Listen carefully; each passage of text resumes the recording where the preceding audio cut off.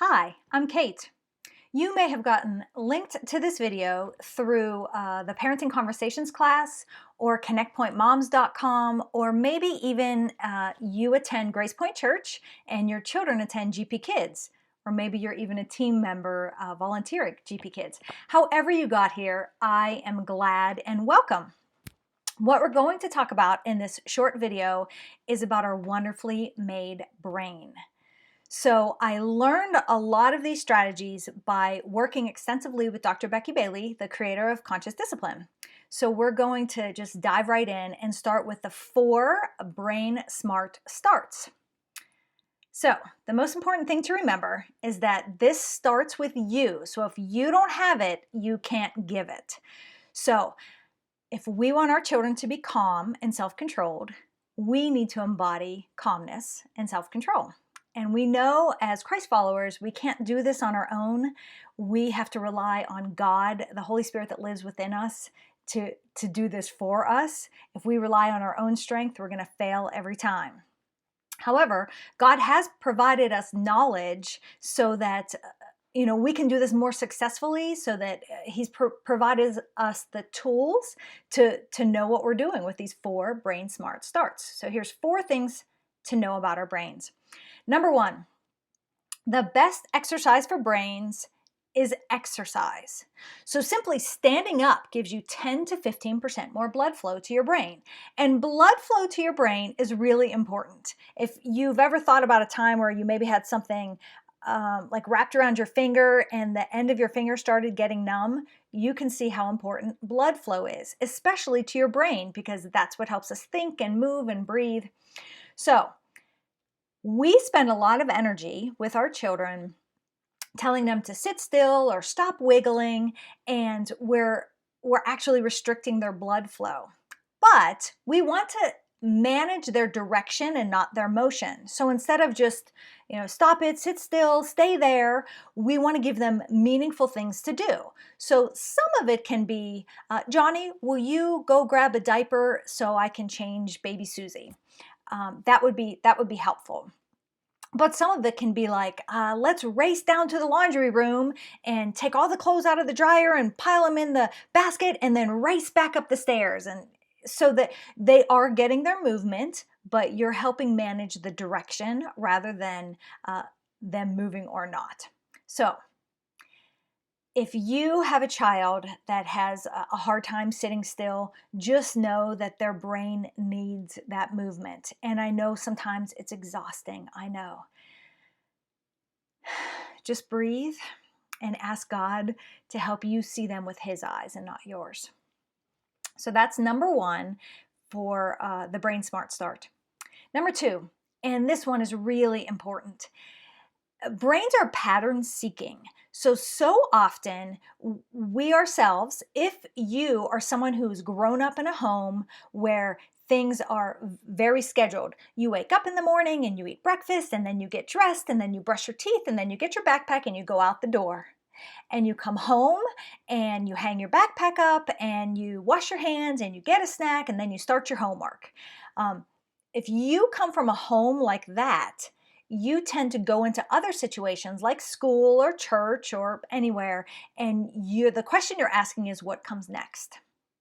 But if you have a less predictable routine, either you yourself or the children that you're seeing in your life, it could be maybe you're a teacher, or maybe you're having friends' kids over, or maybe in a church childcare setting.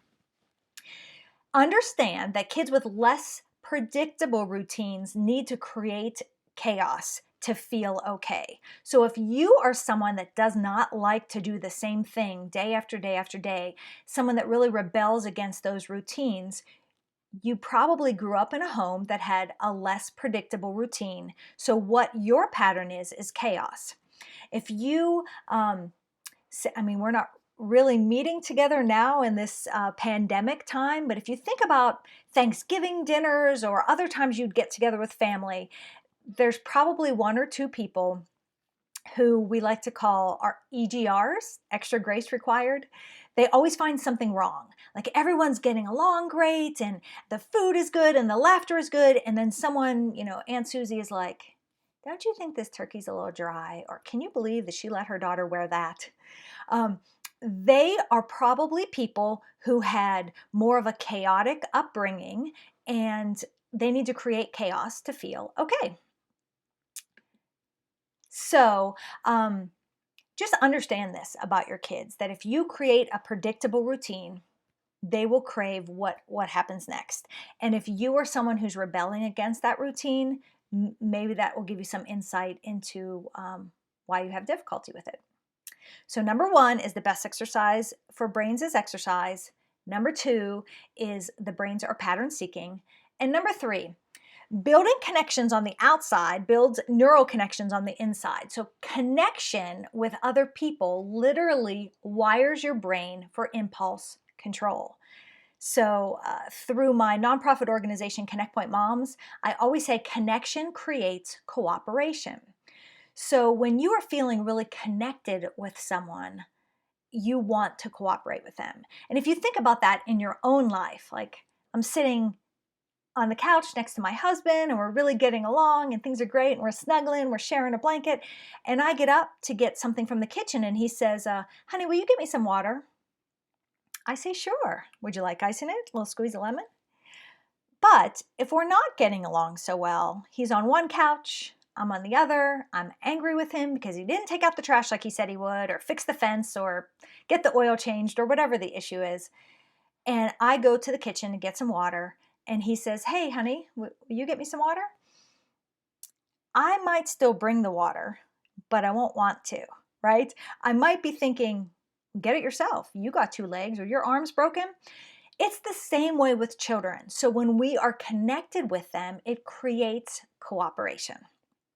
So the kinds of things that you can do to connect with children is make eye contact with them, touch them, engage with them in their play. Often our children are saying, Mommy, Mommy, come over here and see this. And you go, oh yeah, I see that. Good job. Rather than stopping what you're doing, put your phone down and look at them and say, oh, look at you. You just put 2 red blocks on top of the blue block. Oh, look, you're building a tall tower. You're just naming what they're doing, but that helps engage with them and that helps connect with them. So that's 3. Number 4 is the brain functions optimally when we feel safe.